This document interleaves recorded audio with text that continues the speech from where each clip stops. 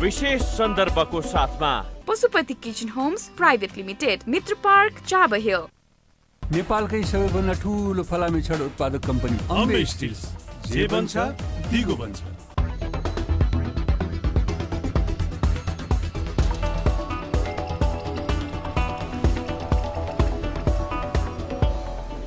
नमस्कार, यो हो टेलिभिजनको विशेष सन्दर्भमा स्वागत छ। म शारदा थापा। देशमा राजनीतिक अस्थिरता चलिरहेको छ। पौष 5 गते संसद विघटन भइसकेपछिको दैनिकीलाई हामीले निहाल्ने हो भनेदेखि देश अनिर्णयको बन्दीतर्फ यति बेला गइरहेको छ र फागुन 23 गते सर्वोच्च अदालतले जब पूर्ववत अवस्थामा माओवादी केन्द्र र नेकपा एमालेलाई फर्काइदियो, तत्पश्चात अब वैकल्पिक सरकार छिटोभन्दा छिटो बन्छ होला भन्ने जति पनि अपेक्षा गरिएको थियो, अब वैकल्पिक सरकार बन्ने जुन अपेक्षा रहेको थियो त्यो पनि क्षीण बन्दै गइरहेको छ। माओवादीको समर्थनमा यति बेला नेकपा एमाले सरकारमा रहेको छ र माओवादीले आफ्नो समर्थन फिर्ता लिन सकेको छैन। जबकि संसद विघटन भइसकेपछि नेपाली कांग्रेस, माओवादी केन्द्र, जसपा सबै मिलेर यो सरकारलाई चाहिँ रहन दिन हुँदैन, वैकल्पिक सरकार अब निर्माण गर्नुपर्छ र तत्पश्चात आवधिक निर्वाचन गर्नुपर्छ भनेर लागेको थियो। तर यति लामो समय बितिसक्दाखेरि पनि वैकल्पिक सरकार बन्ने कुनै त्यस्तो खालको संकेत देखिएको छैन। निर्णय गर्ने त्यसपछि सेलाउने क्रम चलि नै रहेको छ। नेपाली कांग्रेस प्रमुख प्रतिपक्षी दल, जो प्रतीक्षित सरकार पनि हो, जसले चाहिँ अगुवाई लिन सकेको छैन भने निर्णायक शक्ति मानिएको जनता समाजवादी पार्टी पनि अलमलमै रहेको छ। एकले अर्काको दैलो चाहर्ने, एकअर्कालाई आरोप प्रत्यारोप लगाउने, कसले कसलाई हिलो छ्याप्ने भन्ने क्रम यति बेला पनि चलि नै रहेको छ भने ओली सरकार यो हिसाबले गर्दाखेरि यति बेला बलियो बन्दै पनि गइरहेको छ। र यति बेला केन्द्रको जुन किचलो झगडा गाईजात्रा देखिएको छ, जसले प्रदेशमा पनि दैनिक रूपमा असर गरिरहेको छ। गण्डकी प्रदेशकै कुरा गर्ने हो भने त अधिवेशनकै अन्त्य पनि गरिदिइसकेको छ गण्डकी प्रदेश सरकारले। अबको यो स्थितिमा निकास के हो र वैकल्पिक सरकार बन्न सक्छ या सक्दैन लगायतका विभिन्न विषयमा आज हामी कुराकानी गर्दैछौँ, जसको लागि हामीले स्टुडियोमा निम्ति आएका छौँ राजनीतिक विश्लेषक डाक्टर राजेन्द्र चापागाईलाई। आउनुहोस् हामी उहाँसँग कुराकानी गरौँ। अब जुन पृष्ठभूमिमा मैले भने सायद धेरै कुरा यहाँलाई थाहा छ, अब म सिधै प्रश्न गर्छु यहाँलाई। अहिले यो समयावधिमा देशमा राजनीतिको यो तरलताको स्थितिमा वैकल्पिक सरकार किन बन्न सकेन अहिलेसम्म, जबकि वैकल्पिक सरकारको खोजीमा धेरै समय अगाडिदेखि राजनीतिक दलहरू रहेका थिए? राइट, वैकल्पिक सरकार बनिसक्नु पर्ने हो। डेफिनेटली जब सर्वोच्चबाट पुनर्स्थापना भयो, संसद पुनर्स्थापना भइसके पछाडि वैकल्पिक सरकार बन्छ भनेरै प्रचण्ड माधव नेपाल चितवनबाट प्लेनमा आएर सिधै बुढानीलकण्ठ जानुभए पनि हो। हामीलाई लागेको थियो 2-4 दिनमा वैकल्पिक सरकार आउँछ भनेर, तर अहिलेसम्म वैकल्पिक सरकार आएको छैन। वैकल्पिक सरकार आउन सक्ने सम्भावनाहरू पनि साह्रै क्षीण हुँदै गएको देखिन्छ। वैकल्पिक सरकार बनाउनका लागि प्रमुख प्रतिपक्ष चाहिँ नेपाली कांग्रेसले सजगता लिनुपर्ने हो, अलिकति जागरुकता देखाउनु पर्ने हो। तर अनौठो कुरो छ, नेपाली कांग्रेसको अध्यक्ष शेरबहादुर देउवा समूह नै त्यति इन्ट्रेस्टेड चाहिँ छैन वैकल्पिक सरकारको लागि। एउटा रामचन्द्र पौडेलले चाहिँ एउटा रटान लिइरहनु भएको छ, यो बनाउनुपर्छ भनेर। एकातिर अध्यक्ष नै त्यति इन्ट्रेस्टेड देखिदिनुहुन्न, अर्कोतिर माओवादीले दिइरहेको समर्थनलाई फिर्ता लिएको छैन। अहिलेसम्म चाहिँ सरकार चाहिँ बहुमतको सरकार छ। अहिलेसम्म चाहिँ 76 को 2 अनुसार बनेको बहुमतको सरकार छ।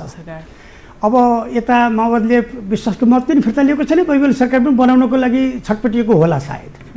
यता जसपा जो निर्णायक शक्ति बनेको छ, अहिले आएर चाहिँ जसपा नभइकन फेरि वैकल्पिक सरकार बन्दैन अवस्था यस्तो एउटा जटिल मोडमा पुगेको छ। यो अवसर सायद 2054-55 कहिलेतिर राप्रपाला पनि मिलेको थियो। त्यति बेला राप्रपाले चाहिँ त्यो सदुपयोग चाहिँ राम्रो सदुपयोग गर्न नसकेका कारणले गर्दा अहिलेको प्रमुख अवसर कसलाई हो यहाँको विचारमा? अहिलेको चाहिँ निर्णायक शक्ति त जसपा नै देखिएको छ, तर यसको अग्रसारिता भने कांग्रेसले लिनुपर्छ। ठुलो पार्टी प्रतिपक्ष भएको हुनाले कांग्रेसले लिनुपर्छ, यसको अग्रसारिता उसले लिनुपर्छ। निर्णायक शक्ति चाहिँ जसपा नै हो। जसपाभित्र पनि निर्णायक त हो, जसपा पनि निर्णय गर्ने कुरामा अलबेलेर बसेको छ। अब बाबुराम भट्टराई र उपेन्द्र यादवहरू वैकल्पिक सरकार गठन गर्नुपर्छ भन्नुहुन्छ बाहिर। उतातिर चाहिँ राजेन्द्र महतो र महन्त ठाकुर चाहिँ फेरि होइन यही सरकारसँग सम्झौता गरेर जानुपर्छ भन्नुहुन्छ। त्यहाँभित्रको पनि कुनै निर्णय आउन सकेको छैन। यो सबै नाटक हो कि जस्तो लाग्छ शारदाजी मलाई त। यो सब नाटक गरिरहेका छन् यहाँ। सरकारसँग मिलेर जाने अथवा यता जाने, वैकल्पिक सरकार बनाउने, शेरबहादुर पनि कहिले कहिले मिटिङ डाक्ने, झारा टार्ने, है यो सबै यो नाटक हो। र मलाई त लाग्छ यी सबै पार्टीहरू माओवादी बाहेक का पार्टीहरू निर्वाचनमै जान पाए राम्रो हुँदो भन्नेमा छन् जस्तो मलाई लाग्छ। जस्तो अब हामीले यति बेला वैकल्पिक सरकार किन बन्न सकेन भनेर भन्ने प्रश्न गरिरहँदाखेरि के नेपालमा वैकल्पिक सरकारको खाँचो छ र भन्ने प्रश्न पनि आउँछ के? भेरी गुड, खाँचो छ र केका लागि खाँचो छ, त्यही त के उद्देश्यका लागि खाँचो छ भन्ने पनि एउटा प्रश्न तेर्सिन्छ। के नयाँपनको लागि खाँचो छ भन्ने किन पनि आउनु कुरा पर्यो जो आयो नि अब वैकल्पिक सरकार आओस् अथवा यही सरकारको निरन्तरमा जसपाए चाँडो निर्णय गरोस् र ठिक छ। अवधि निर्वाचन हुनु भनेको राम्रो कुरा हो, मध्यावधि चुनाव हुनु चाहिँ राम्रो होइन। 51मा गिरिजाले यो गलत प्रहार गरेका थिए संसदीय व्यवस्थामाथि मध्यावधि चुनाव गराएर, त्यसपछि यो प्रक्रिया केही समय रह्यो। त्यसका यो राम्रो होइन, मध्यावधि चुनाव हुनु चाहिँ राम्रो होइन, अवधि निर्वाचनै होस्। ठिक अब यो गाई जात्रा देखिरहनु भन्दा त मध्यावधि निर्वाचन ठिक हो भन्नेहरू पनि छन् नि फेरि होइन। अब यो खालको के भयो भन्दा यसलाई यो लेमडक सिन्ड्रोम भन्दो रहेछ कि पोलिटिकल साइन्समा। लेमडक सिन्ड्रोम भनेको के भन्दा सत्ताबाट बाहिरिने करिब निश्चितता भएको तर बाहिर ननिस्किएको अवस्थामा त्यति बेलाको राज्य यन्त्रले राज्यको बारेमा, देशको बारेमा, जनताको बारेमा, मुलुकको बारेमा, दीर्घकालीन कार्यक्रमको बारेमा सोच्दैन। त्यसले त्यो बेला चाहिँ क्षणिक लोकप्रिय कुराहरू मात्रै सोच्छ, क्षणिक कुराहरू मात्रै सोच्छ र त्यसले चाहिँ नि देश र जनताका लागि राम्रो काम गर्न सक्दैन र त्यो लेमडक सिन्ड्रोममा लामो समय रहनु भनेको राष्ट्रको लागि घातक हुन्छ भन्ने गरिन्छ। अहिले ठिक देशमा चाहिँ लेमडक सिन्ड्रोम नै छ, किन सरकारको सुनिश्चितता पनि छैन र गएको पनि छैन सरकार। फेरि बल्कि सरकार बन्ने हल्ला मात्रै चलेको छ, सरकार फेरि गइसकेको पनि छैन, बहुमत के छ। यस्तो अवस्थामा सरकारले पनि कुनै फिक्स निर्णय लिन, दूरगामी निर्णय लिन सक्दैन। यस्तो अवस्था रहनु हुँदैन। यदि यस्तो हुनुभन्दा बरु सबैलाई निर्वाचनले प्यारो हो भनेदेखि बरु निर्वाचनमा जाँदाखेरि एउटा चुनावी सरकार गठन गर्ने, चुनावी सरकार बनाउने, बरु निर्वाचनमा जाने, निर्वाचनले नै अन्तिम निकास दिन्छ। त्यही त अब निर्वाचनमा जानु नै अन्तिम विकल्प हो भने संसद विघटन भइसकेपछि पुनर्स्थापना किन भइरह्यो होइन, यसको अर्थ के भनेर यति बेला प्रश्न खोजिएको छ क्या। समयावधि लम्बिने विभिन्न खालको चाहिँ यो अराजक गतिविधि चलिरहेको छ। यसले गर्दाखेरि त घाटा कसलाई? देशलाई नै हो, राजनीतिक दल आफैलाई पनि होला सायद। राइट क्वेसन गर्नुभयो। निर्वाचन जानु भनेदेखि पुनर्स्थापना गराउने, सडक तताउने कामहरू गर्ने है, मुख छोडेर बोल्ने हरेक कुराहरू यत्रो लफडा किन गर्नु परेको थियो त? त्यति बेला निर्वाचनमा प्रधानमन्त्री भनेका थिए, त्यति बेला निर्वाचनमा गएको भए हुन्थ्यो भन्ने एउटा कुरा हो। त्यो अहिले रियलाइजेसन भएको छ। निर्वाचनमा नगएर यस्तो खालको यी बाहिर रहेका पार्टीहरूको बिचमा यति साँगुरो सत्ता स्वार्थ र केही स्वार्थहरूमा चाहिँ यसै ढुलमुल हुन्छ भन्ने कुरो सोचिएन।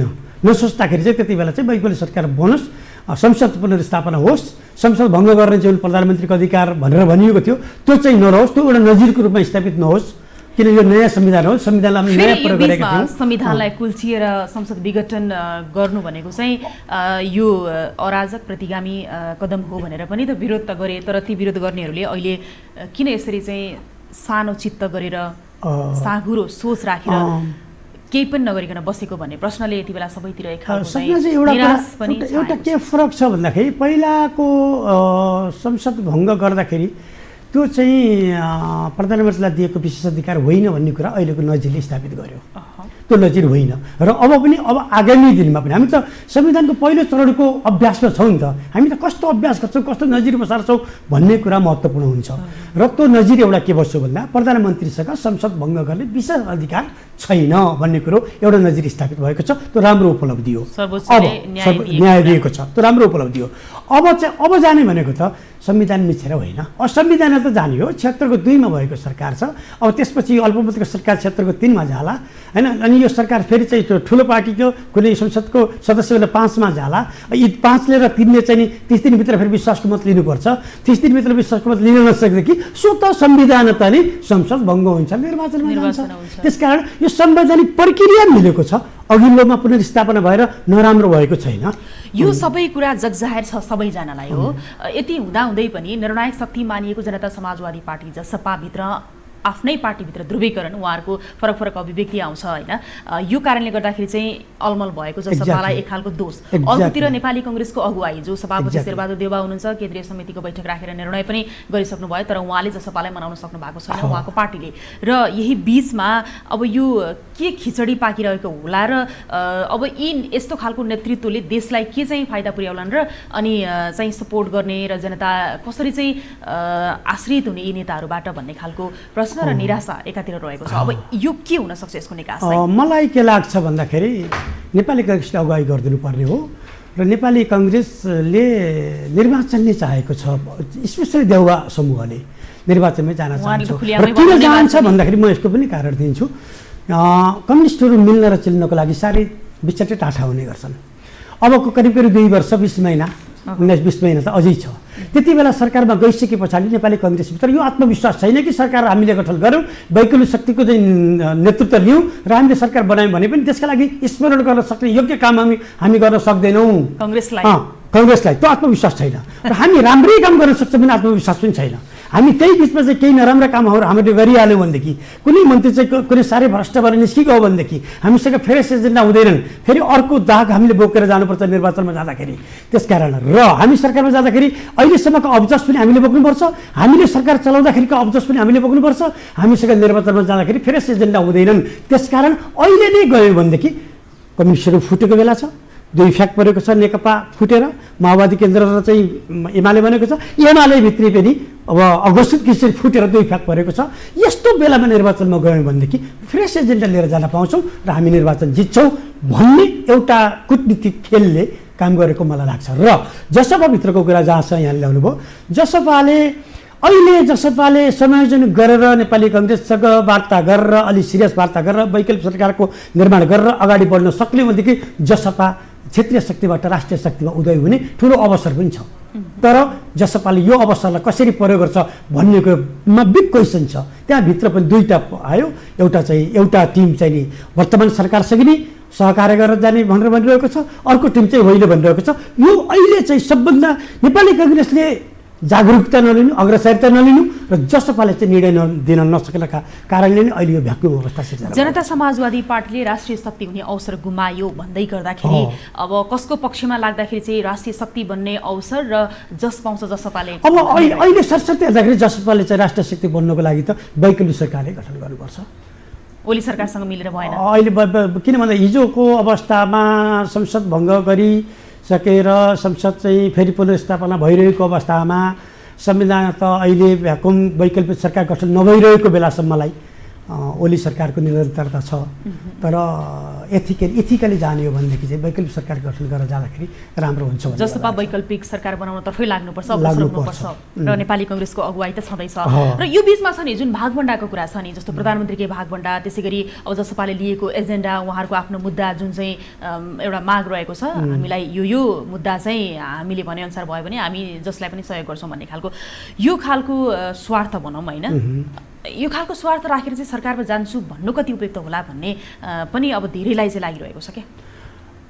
अब all is fair in politics भन्ने सिद्धान्त अनुसार हिँडेको होला, होइन भनेदेखि संवैधानिक कुरा, कानुनी कुराहरू, अदालती कुराहरूलाई सौदाबाजी गरेर चाहिँ सत्तामा जाने चाहिँ यो राम्रो हुँदैन।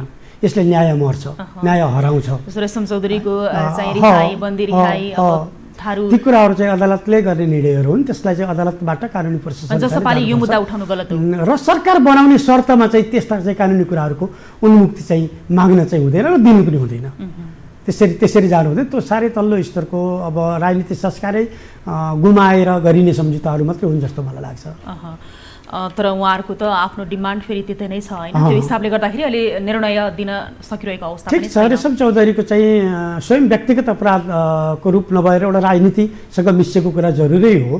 त्यसलाई पनि विधिगत किसिमले सर्वपार्टीको सहकार्य गरेर सहमतिमा त्यसलाई चाहिँ उन्मुक्ति दिन सकिन्छ भने दिने हो। तर सत्ता समीकरणका लागि त्यसलाई नै एउटा बाजीको रूपमा राखिनु हुँदैन, सौदाबाजी गर्नु हुँदैन। यही सौदाबाजीको कारणले गर्दाखेरि आज देश अनिर्णयको बन्दीमा पुगिरहेको छ, जसमा चाहिँ दोष सबै दललाई रहेको छ। अब यो त हामीले वैकल्पिक सरकार किन बन्न सकेन भन्ने कुरा भयो।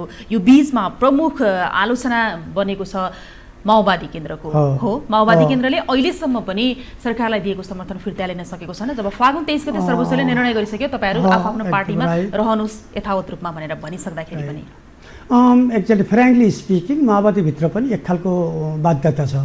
माओवादीले किन फिर्ता लिएको छैन भन्दाखेरि फिर्ता लिने बित्तिकै अल्पमतको सरकारमा परिणत हुन्छ होइन, तिनमा जान्छ, यो क्षेत्रको तिनमा जान्छ। अल्पमतको सरकार गएपछि भोलि चुनावी सरकार पनि यो बन्न जान्छ र चुनावतिरै निर्देशित हुन्छ मुलुक। त्यसकारण उसले वैकल्पिक सरकार बनोस् र आवधिक निर्वाचन होस् भन्ने माओवादीको एउटा चाहना छ। किन चाहना छ भन्दा माओवादी पार्टी पनि पहिलाको निर्वाचनमा एमालेसँग सहमति गरेर सहकार्य गरेर रणनीतिक सहकार्य गरेर चुनावी तालमेल गरेर केही अगाडि आएको हो होइन भनेदेखि एक्लै लड्दाखेरि माओवादीलाई पनि जनमत चाहिँ त्यति धेरै आउँदैन।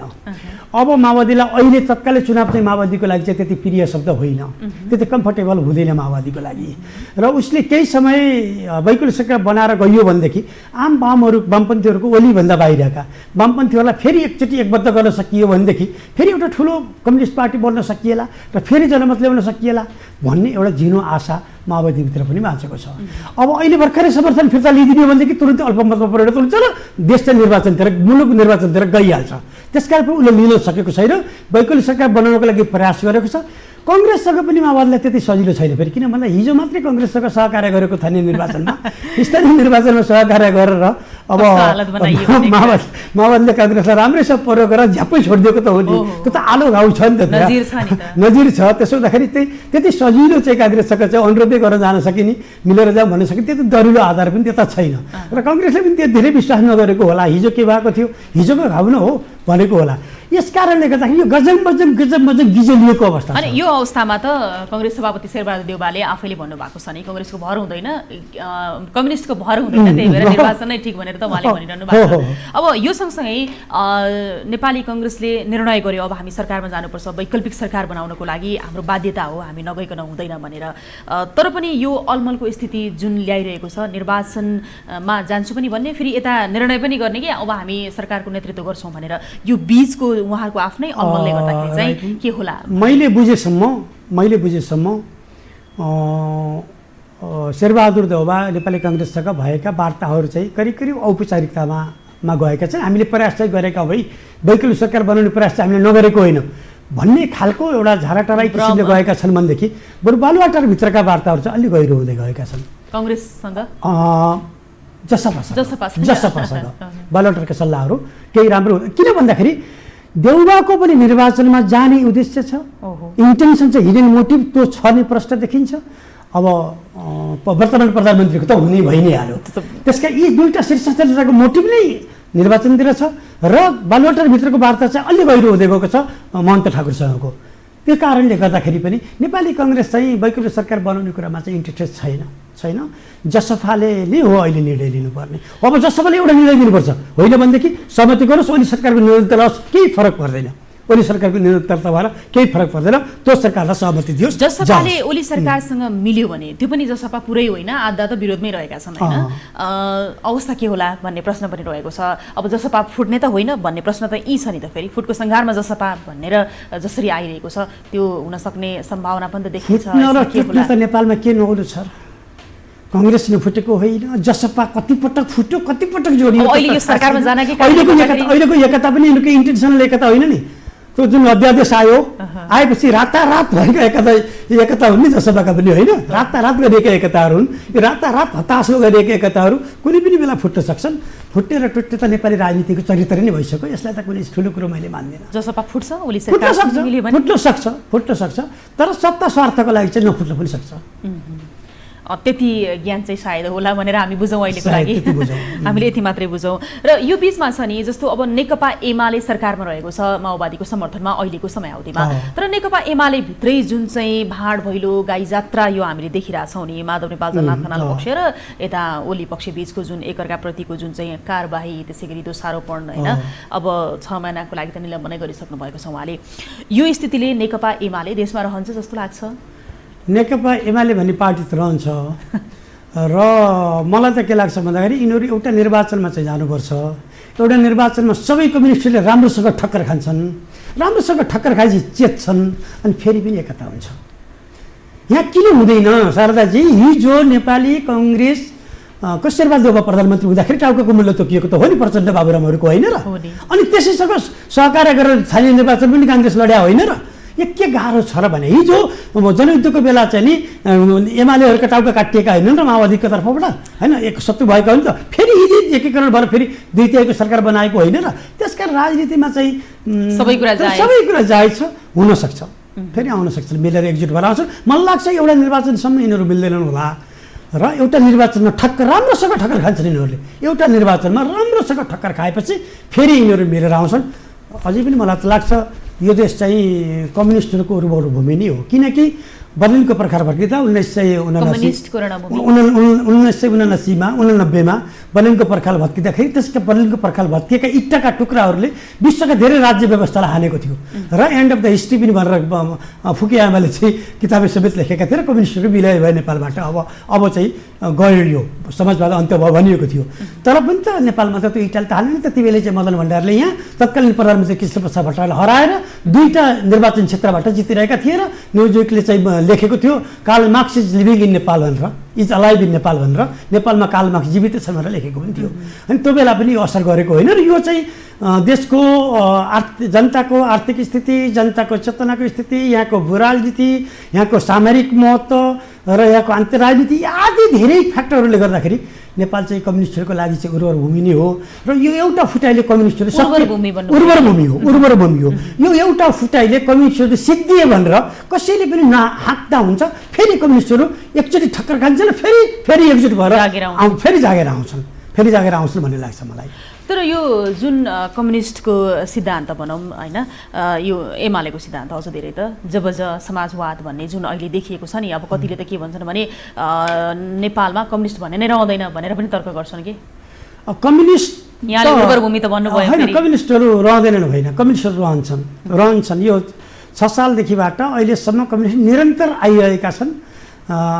कुनै कालखण्डमा चाहिँ अलिकति कम भए तर पनि झन् पछाडिल्लो चरणमा त कम्युनिस्टहरू बढ्दै गएका छन् र अहिले त दुईटैकै सरकार बनाएको कम्युनिस्ट कहाँ त्यसरी हराउँछ र फुट्छ, विभिन्न टुक्रामा हुन्छ, सानो सानो झुन्ड बन्छ। यो त यसको नेचरै हो, यो त चरित्रै हो कम्युनिस्टहरूको त। तर यिनीहरू चुनावमा ठक्कर खाएपछि फेरि एउटा आम वाम एकता गरेर फेरि यिनीहरू एकचोटि आउँछन् भन्ने मलाई लाग्छ। यहाँले चुनावमा कम्युनिस्टले ठक्कर खान्छ भनिरहँदाखेरि प्रधानमन्त्री समेत रहनुभएका एमाले अध्यक्ष केपी शर्मा ओली हामीलाई कसैले छुन सक्दैन, टिमै बनेर सबै एक भएर हामीतिर आउनको लागि उहाँले च्यालेन्ज दिनुभएको छ आउनुहोस् भनेर। अब यसलाई के भन्न सकिन्छ? त्यो चाहिँ उहाँको आकाङ्क्षा हो, त्यो आकाङ्क्षा एउटा लिडरले राख्नु पनि पर्छ। ठिकै उहाँले आकाङ्क्षा त राख्नै पर्यो नि। अब हामी सबभन्दा ठुलो पार्टी हुन्छ भन्नुभएको छ, तर त्यसलाई चाहिँ त्यति धेरै सम्भव। अबको सबैभन्दा ठुलो पार्टी कुन होला? अबको सबैभन्दा ठुलो पार्टी नेपाली काङ्ग्रेस नै हुन्छ। जनताले नेपाली काङ्ग्रेसलाई साथ दिलान्? काङ्ग्रेस पनि त यो समयावधिमा हामीमा चाहिँ नि विचार परिवर्तन गर्ने चलन छैन कि। समय गतिशील छ, संसार गतिशील छ, विचार पनि गतिशील हुनुपर्छ। विचारहरू चाहिँ जडसूत्रवादी रहनु हुँदैन मेरो विचारमा। तर अहिले पनि हामीहरूमा अहिले पनि विचार चाहिँ त्यति चाँडै परिवर्तन हुँदैन, नहुने भएको हुँदाखेरि अब अहिले चाहिँ फेरि नेपाली काङ्ग्रेस ठुलो पार्टी भएर आउला। वैकल्पिक शक्तिहरू अलिअलि आउलान्, केही नयाँ शक्तिहरू। अब यो हामीले यति धेरै बहस गरिरहँदाखेरि नै अबको निकास के हो त? निर्वाचन कि वैकल्पिक सरकार? अब अहिले परिस्थितिले समयले के देखायो भन्दाखेरि वैकल्पिक सरकारको सम्भावना अलिक क्षीण हुँदै गएको देखिएको हुँदाखेरि यो भ्याकुम अवस्थामा राख्नभन्दा पनि निर्वाचनमै जान राम्रो छ। मध्यावधि निर्वाचनमा अब के यो व्यवस्था हो, यो बाध्यता हो। यो अमिलो मन गरेर पनि अब निर्वाचनमा जानुपर्ने रहन्छ, नत्र निकास छ भन्ने मलाई लाग्दैन। जाँदाखेरि नेपाली काङ्ग्रेस सबैभन्दा ठुलो पार्टी बनेर आउने ठिक छ। के फरक छ र नेपाली काङ्ग्रेस र कम्युनिस्टहरूमा के फरक छ र भने मलाई त लाग्छ यी कम्युनिस्टहरू भनेका नाम मात्रै कम्युनिस्ट हुन्, आखिर संसदीय व्यवस्थाको प्रतिस्पर्धामै रहेका त हुन्, सत्ता छिनाफानीमै रहेका त हुन्, संसदलाई उपयोग गर्न गएका त होइनन् नि। संसदलाई उपयोग गर्न गएको कम्युनिस्टहरू हुन्थ्यो भनेदेखि त अर्को पाटो हुन्थ्यो। संसदलाई उपयोग गर्ने होइन, संसदलाई चाहिँ राम्रोसँग आफ्नो लागि पार्टीका लागि प्रयोग गर्न गएका हुन्। त्यसो हुँदाखेरि चाहिँ कुनै पनि नेपालका पार्टीहरूमा चाहिँ फरक छैन, जुनसुकै पार्टी जाँदा पनि हुन्छ। अहिले चाहिँ नेपाली काङ्ग्रेस जान सक्छ, ठुलो पार्टी बन्न सक्छ। तर नेपाली काङ्ग्रेस भित्रीको पनि अहिले सत्तामा नजाँदै त यो अवस्था छ भनेदेखि सत्तामा गइसकेपछि त्यहाँभित्र पनि कुन गाई जात्रा देखिन्छ भन्ने कुरो समयले देखाउला फेरि। पक्कै पनि। अब यही बिचमा जस्तो अहिले जुन केन्द्रको यो झगडा, जुन केन्द्रको चाहिँ एक खालको अस्थिर राजनीतिको कारणले गर्दाखेरि प्रदेशहरूमा पनि परिरहेको छ। जस्तो अब आजकै कुरा गर्ने हो भनेदेखि गण्डकी प्रदेशमा अविश्वासको प्रस्ताव मुख्यमन्त्री विरुद्ध दर्ता गराइयो, त्यसपछि अब यो के अरे उनै सकियो, अधिवेशनै अन्त्य गरिदिनु भयो मुख्यमन्त्रीले हो। अब यसलाई कसरी लिने? यो आफूलाई असहज भइसकेपछि चाहिँ यो अधिवेशनै अन्त्य गर्ने प्रवृत्तिलाई चाहिँ यो हामीले चाहिँ प्रणाली परिवर्तन गर्यौँ, प्रवृत्ति परिवर्तन गरेनौँ। हामीले वास्तवमा चाहिँ नेता राम्रो नेपालले पाएन। शारदाजी, म एउटा कुरो जोडौँ, अमेरिकामा 1787मा बनेको संविधान 235 वर्षसम्म एउटै संविधानले काम गरेको छ। 235 वर्षसम्म। भारतमा 1947मा बनेको संविधान करिब 1 शताब्दी पुग्न लाग्यो, एउटै संविधानले काम गरेको छ। भला काश्मीरको विषयमा लिएर चाहिँ 104 पटक संशोधन भयो होला। तर नेपालको 7 साल पछाडि 7 दशकमा 7वटा संविधान बने नेपालमा। 7 दशकमा 7वटा संविधान बन्नु भनेको त हाम्रो देशमा नेतृत्व शक्ति छैन, नेतृत्व कला छैन, हामीसँग चाहिँ नेतृत्व शक्ति नै कमजोर छ भन्ने कुरो त सिधै प्रमाण हो कि यो त। त्यसकारण हामीसँग नेतृत्व कमजोर छ। नेतृत्वको कमजोरीले गर्दाखेरि प्रणालीहरू पनि अब धक्का परेका छन्। अब आएर सङ्घीय व्यवस्थामाथि नै एउटा प्रश्न चिन्ह खडा हुँदैछ, जसको केन्द्रको यो किचलो अब प्रदेशतिर सर्दैछ। यो सुरुवातदेखि नै सरेकै हो नि, सुरुवात सरेको छ, कर्णाली प्रदेशबाट सरेको, 1 नम्बरमा पनि सरेकै हो, सरेको यो सर्दैछ। यो सर्दै जाने क्रममा अब यो किचलो यो प्रदेशहरूमा जान्छ। यो प्रदेशहरू भनेको चाहिँ मलाई व्यक्तिगत किसिमले सोच्नुहुन्छ भने यो आवश्यकताभन्दा बाहिरको कुरा हो। यो नराख्दा हुन्छ फेरि, प्रदेश नराख्ने, स्थानीय तह राख्ने, स्थानीय तहलाई सर्वाधिकार सम्पन्न बनाइदिने, स्थानीय सरकारलाई अधिकार विकेन्द्रीकरण होइन कि अधिकार सम्पन्न बनाइदिने, अधिकार छुट्याइदिने। स्थानीय निकायले राम्रो काम गरेका छन् र सङ्घीय सरकार रहोस्। दुईटा मात्रै रह्यो भनेदेखि यो प्रदेशका यी अविश्वासका प्रस्ताव, यी मन्त्री र गाडी, यी सभामुख, यी कुराहरू चाहिएको छैन। यो रोक त्यता गयो। त्यही त अहिले अब सबै प्रदेशमा यो खालको प्रवृत्ति देखि नै रहेको छ। जस्तो 1 नम्बर प्रदेशकै कुरा गरौँ या केन्द्रको छाया पर्ने भयो नि, लुम्बिनी प्रदेशकै कुरा गर्ने हो भने पनि अब शङ्कर पोखरेल अल्पमतमा हुनुहुन्छ होइन। यही बिचमा चाहिँ अब संसदीय गणितको हिसाबले गर्दाखेरि के अब यो फेरि यता के अरे कर्णाली प्रदेशमा महेन्द्रबहादुर शाही जो हुनुहुन्छ उहाँले भोलि फेरि विश्वासको मत लिँदै हुनुहुन्छ अरे। अब यो खालको प्रदेशको यो संरचना अब फेरि कसले चाहिँदैन भन्ने हो नि त फेरि। अब हामीले पहिला देख्दाखेरि कर्णालीमा चल्यो, बरु 1 नम्बरमा बढी चल्यो, त 3 नम्बरमा पनि चल्यो। तर यो गण्डकी प्रदेश चाहिँ सुरक्षित भनेको थियौँ नि हामीले, भनेको थियो भने गण्डकी प्रदेश नै सबभन्दा भल्नरेबल अवस्थामा अहिले देखिएको छ। त्यसकारण चाहिँ यो सबै यो सङ्घीय शासन व्यवस्थाका फेलियरहरू हुन्, यी विकृत रूपहरू हुन्। केन्द्रको किचलोहरू चाहिँ को प्रभाव चाहिँ प्रदेशमा परेको। यो प्रदेशमा अब गण्डकीमा मात्र रोकिँदैन, फेरि त्यो अङ्कगणितीय जोड घटाउ र सांसद चोर्ने, बोलाउने, डाक्ने, आफूतिर तान्ने क्रम चलिरहन्छ। चलेर यो अस्थिरताकै बीजारोपण भएको हो। यो अब हामीले राजनीतिक नेतृत्वको यति लामो बहस गरिरहँदाखेरि नि आम नेपाली सर्वसाधारणले के आश गर्ने अनि फेरि निर्वाचन हुँदाखेरि कसलाई मत दियो भने चाहिँ हामी सुखी सम्पन्न हुन्छौँ, समृद्ध हुन्छ हाम्रो देशमा भनेर चाहिँ जनताले विश्वास गर्ने कसरी गर्ने त यो आधार कसरी तय गर्छन् होला राजनीतिक दलहरूले? के विश्वास नगरिकन पनि नो भोटको राइट रहेन, अप्सन रहेन। भोट दिनुपर्ने, भोट दिँदाखेरि खराबहरू मध्ये यो चाहिँ अलिक ठिक हो कि भन्ने मानेर मत दिन पनि बाध्य भएका छन् जनताहरू। राम्रो त कुनै पनि पार्टीले राम्रो गरेनन्। एउटा पार्टीले पनि हामीले 46 साल पछाडि नै हेरौँ, कुनै पनि पार्टीले राम्रो काम गरेर स्मरणीय काम गरे भन्नु छैन। केही राम्रा काम गरे होलान्, बढीमा चाहिँ जनताको मनै जित्ने काम गरेको चाहिँ हामीले त्यो मनमोहनको पाला चाहिँ लाई अलिकति सानो अवधिलाई हामीले एउटा उदाहरणको रूपमा लिन सकिएला। तर त्यसपछि चाहिँ राम्रो काम गरेका त छैन। जनताहरू व्यवस्था दिनुपर्छ।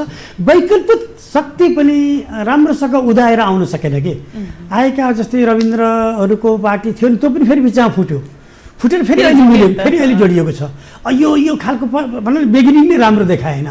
त्यसकारण चाहिँ यो नयाँ शक्तिमा उदय हुने कुरा पनि त्यति धेरै सम्भावना छैन। तपाईँले हेर्नुहुन्छ भनेदेखि फुटेर गएका पार्टीहरूमा चाहिँ महन्त ठाकुर जानुभयो, त्यति राम्रैसँग आउनु सक्नु भएन। अशोक राई जानुभयो, हिमालय छोडेर त्यति राम्रोसँग आउन सक्नु भएन। 48 सालमा चाहिँ प्रधानमन्त्रीको लोकदल खोलेर टङ्क कार्कीको देवेन्द्रराज पाण्डेहरू जानुभयो, त्यो पार्टी नै कहाँ छ अहिले थाहा छैन। केशवजी रायमाझी जानुभयो, त्यो पार्टी नै कहाँ छ थाहा छैन होइन। 26 सालतिर चाहिँ रामेन्द्र प्रसाद सिंहले छुट्टिएर जानुभयो, त्यो पार्टी नै अहिले कहाँ छ थाहा छैन। छुट्टिएर गएका पार्टीहरू चाहिँ दरिलो भएर आउन सकेनन्, किनभने छुट्टै दृष्टिकोण लिएर जब नयाँ पार्टी आउन सक्दैन, छुट्टै भिजन लिएर आउन सक्दैन, अरू पार्टीकै कुराहरूलाई रिपिट गरेर चाहिँ लिएर आउँछ भनेदेखि त जनतालाई त अभियसली बुझिहाल्छन्। त्यसकारण अब नयाँ पार्टी वैकल्पिक शक्ति पनि अहिले तत्कालै माथि उठेर जनताले मत दिइहाल्ने अवस्था छैन शारदाजी। जनता बाध्य छन् कि त यही काङ्ग्रेसलाई कि त यही कम्युनिस्टलाई, यिनै दुईवटा मेजर पार्टीलाई मत दिन चाहिँ जनताको बढी मत बाध्यता छ यिनीहरूलाई। अनि अहिलेको चाहिँ यो बाध्यताको फाइदा चाहिँ अहिलेको निर्वाचनमा नेपाली काङ्ग्रेसले लिएला। तर जुन जोगी आए पनि कानै चिरिएको आम जनताहरूलाई थाहा भइसक्यो, तर पनि अब बाध्यात्मक परिस्थितिमा मत दिनुपर्ने अवस्थामा जनताहरू यति बेला रहिरहेका छन्। नेपाली कुरो के छ भन्दाखेरि एउटा ठुलो सङ्ख्या छ जुन सङ्ख्यालाई चाहिँ यो देशमा को प्रधानमन्त्री बनोस् को नबनोस्ले दैनिकीमा असर गर्दैन। यो देशमा कुन पार्टीको सरकार बनोस् कुन पार्टीको सरकार नबनोस् त्यसले कुनै अर्थ राख्दैन, किनकि उनका दैनिकीमा कुनै असरै गर्दैन। उनलाई आफ्नै मेहनत गर्छ, परिश्रम गर्छ, ज्याला बुझ्नु छ, जिउ पाल्नु छ, उनलाई यो सरकारको कुनै मतलबै छैन। तर तर तर अर्को कुरा हेर्नुहोस्, आइरोनिकली त्यही वर्ग नै चुनावको बेला बढी सक्रिय हुन्छ। सक्रिय नेताले त्यही वर्गलाई गराइदिन्छन् कि त्यो बेला फेरि विभिन्न खालका सपनाहरू, विभिन्न खालका भ्रमहरू, विभिन्न खालका आश्वासनहरू दिएर त्यही वर्ग सचेत हुन्छ र त्यही वर्ग फेरि एकातिर लागिदिन्छ र अनि एउटा प्यानल चाहिँ, एउटा वर्ग चाहिँ, एउटा पार्टी चाहिँ माथि उठेर आउँछ। त्यो अवस्था अब हामीले यो त्यही त कसैको विश्वास गर्न सकिँदैन भनेर भनिरहेका छौँ। वैकल्पिक सरकार पनि बन्न सक्ने स्थिति अहिले देखिएको छैन, क्षीण बन्दै गइरहेको छ यहाँ एकदम छ होइन। यही बिचमा नेपाली कङ्ग्रेसले फेरि ओली सरकारले गराएको निर्वाचन के होला र निर्वाचन त हामीले गराउने हो, हामी जसरी पनि सरकारमा जानुपर्छ भन्ने जुन अडाल लिएर एउटा निर्णय गर्यो, तर फेरि अहिले अब सेलाइरहेको स्थिति रहेको छ भने अब जो सरकारमा छ उसले निर्वाचन गराउँदाखेरि पक्कै पनि अब केही बढी मत बटुल्न सक्छु भन्ने अपेक्षा पनि हुन सक्छ। यो बीचमा चाहिँ के हुन सक्ला? अब यो बिचमा चाहिँ निर्वाचन उद्देश्यको सरकार एउटा सर्वदलीय सरकार बन्न पनि सक्छ, एउटा त्यो बन्न सक्छ। अब अर्कोतिर चाहिँ खेलराजकै पुनरावृत्ति होला भन्ने त लाग्दैन अहिले, त्यो नहोस्, त्यो हुनु पनि हुँदैन, त्यो संविधानलाई मर्मने, संविधानको मर्म बाहेक त्यसै सर्वदलीय सरकार बन्न सक्छ। नभएदेखि अब एउटा चुनावी सरकार बन्छ, नभए अल्पमतको सरकार चल्छ, त्यही सरकारले चाहिँ निर्वाचन गराउँछ नै।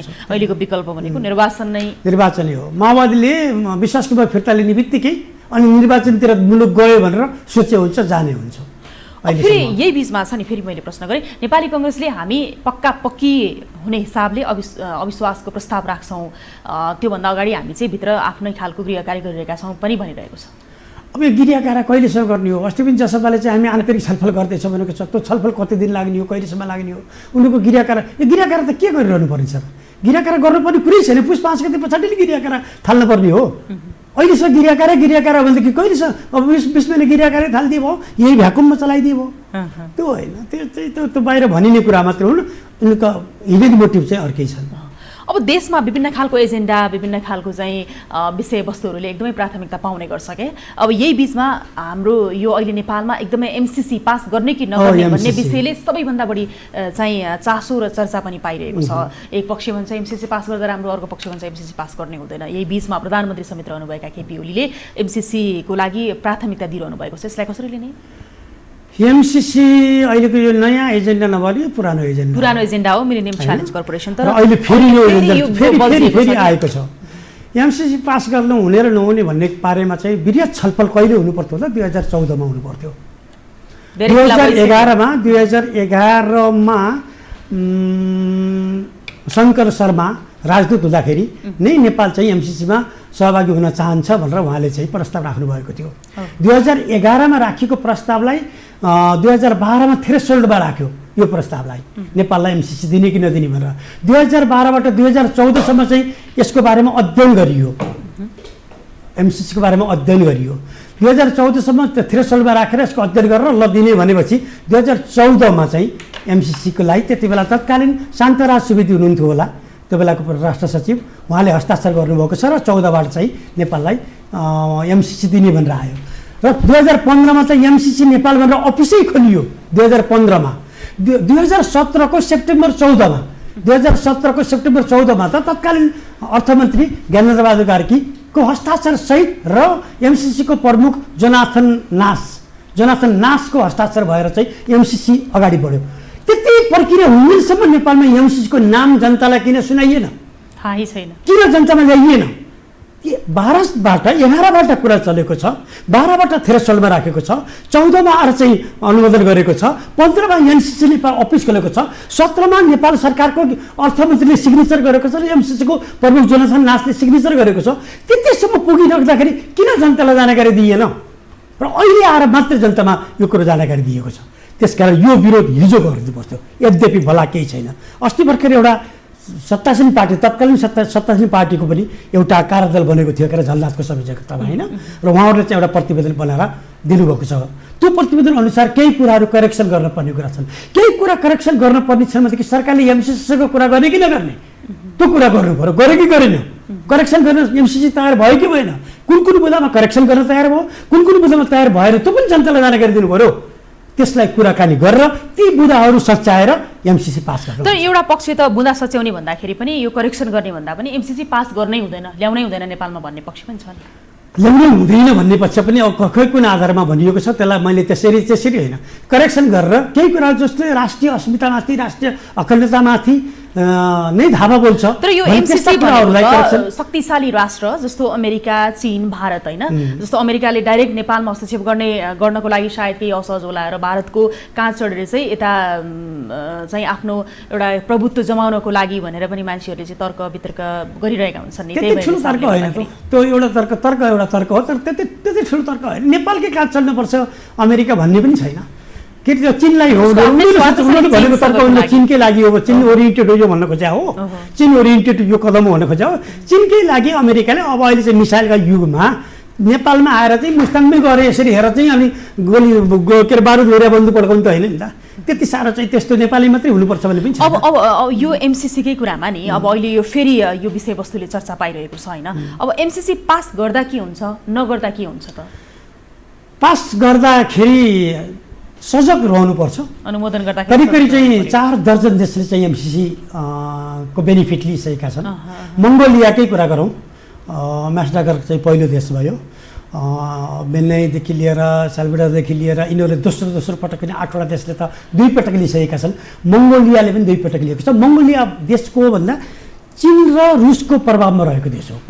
चीन र रुसको प्रत्यक्ष प्रभावमा रहेको देशले पनि 2 पटक एमसीसीलाई उसले चाहिँ प्रयोग गर्यो, बेनिफिट लियो भनेदेखि नेपालले बेनिफिट लिनुपर्छ। यहाँ त के भयो भन्दा नेतामा आफूसँग म कति बलियो छु भन्ने कुरैको निश्चितता भएन कि नेताले राष्ट्रिय अस्मिता अखण्डताका बारेमा राष्ट्रियताका बारेमा कुनै सम्झौता नगर्ने गरेर ल्यायो भनेदेखि एमसीसीको पनि ल्याएर प्रयोग गरिदिने हो, यतातिर के अरे बिआरआईको पनि ल्याउने प्रयोग गरिदिने हो, भारतलाई पनि प्रतिस्पर्धामा उचाल्ने हो, ल तिमी पनि के गर्छौ गर भन्ने हो।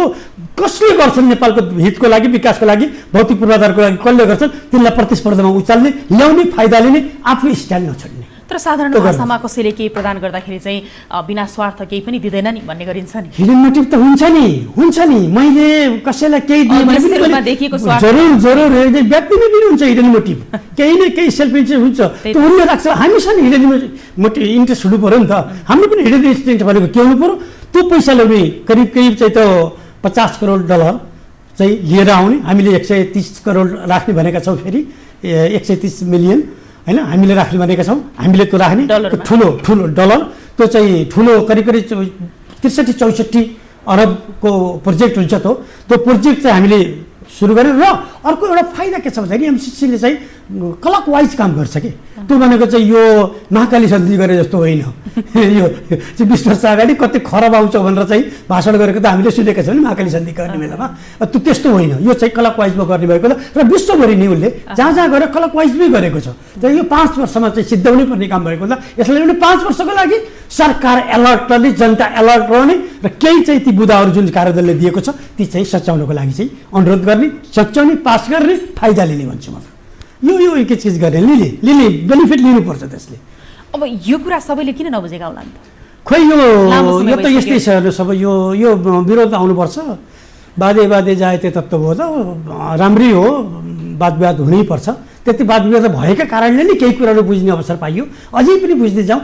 र मलाई लाग्छ यो इन्डो पेसिफिक भन्ने चाहिँ ठाडै छैन क्या, छैन त सम्झौतामा। खै मैले पनि पढ्या हो, त्यसमा चाहिँ छैन। मैले त 2-4 आर्टिकल पनि लेखेँ यसको बारेमा। र त्यस्तो इन्डो पेसिफिकको भन्ने चाहिँ किन भन्दा इन्डो पेसिफिकभन्दा पहिलाको हो, त्यो बिआरआई भन्दा नि पहिलाको हो भनेको। यो 2002मा विचार रिपोर्टबाट 4मा चाहिँ जर्ज बुश W बुश हुँदाखेरि आएको कन्सेप्ट हो यो। त्यसकारण चाहिँ त्यो छैन।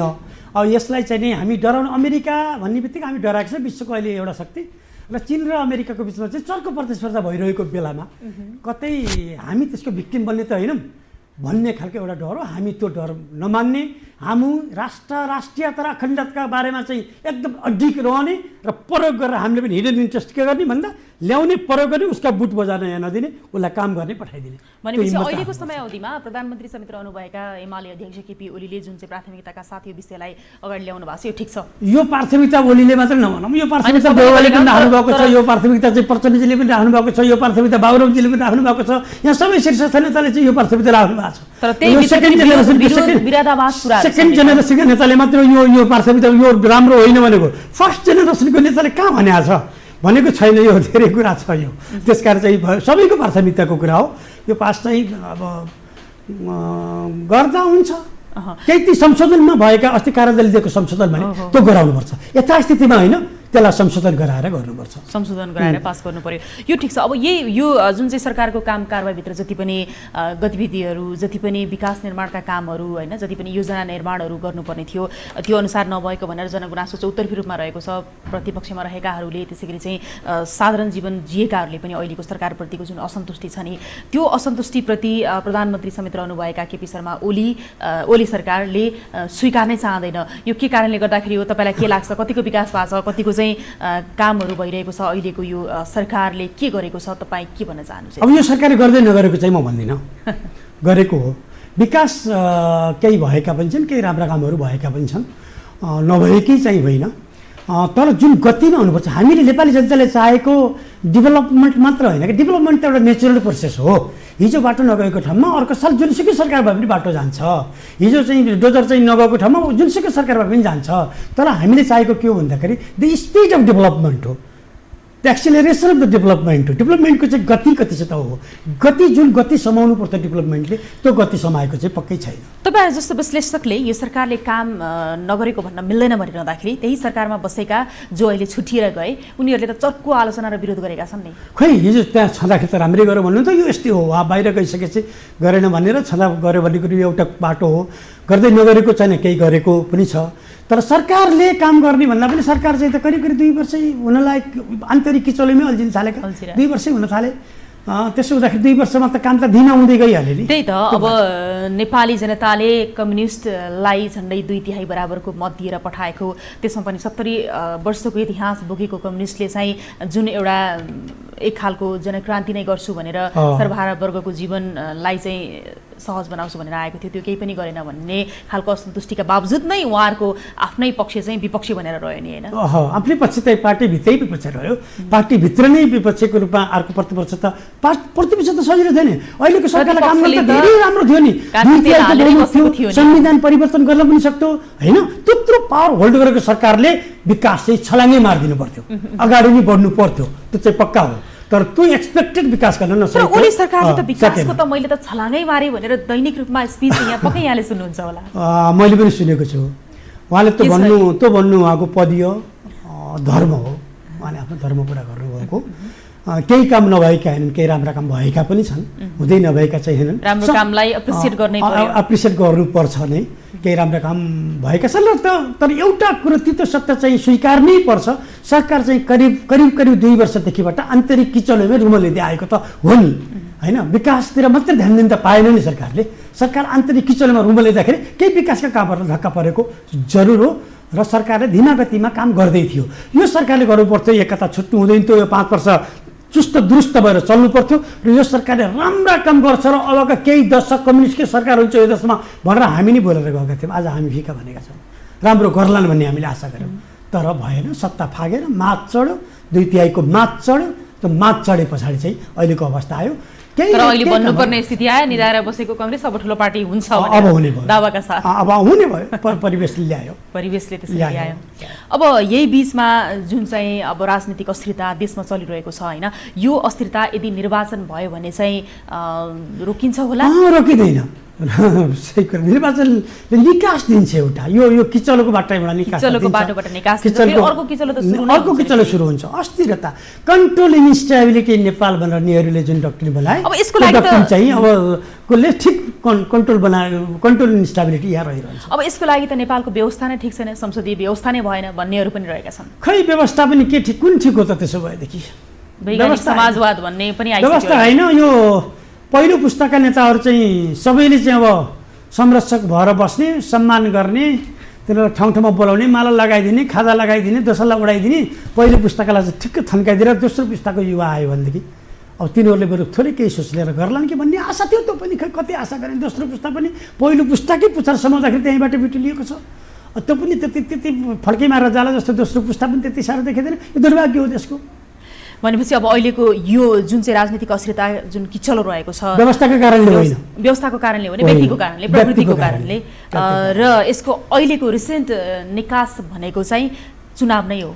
अब रहेन त विकल्प छैन, किन भन्दा मुडले वैकल्पिक सरकार बन्नै सक्दैन। पार्टीहरूको जसपाको पनि मुड चाहिँ निर्वाचनमै परिनिर्वाचनै गए हुँदो जस्तो छ र त आन्तरिक किचलो देखिएको छ।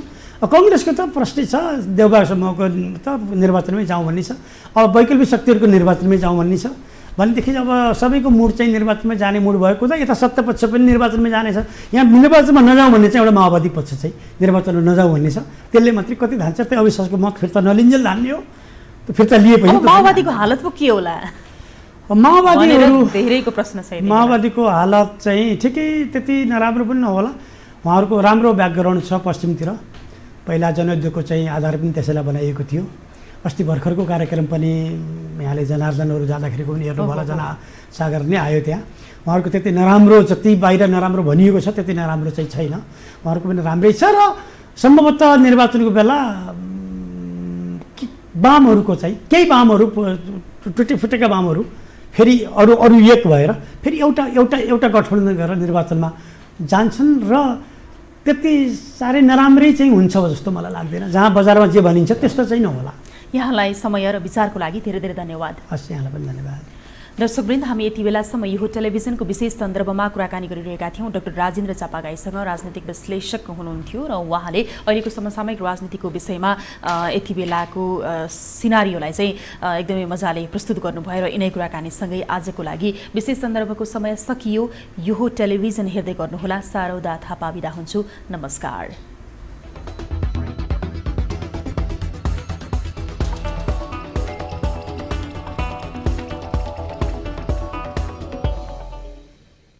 विशेष सन्दर्भको साथमा Pashupati kitchen homes private limited, Mitra park, चाबा हिल।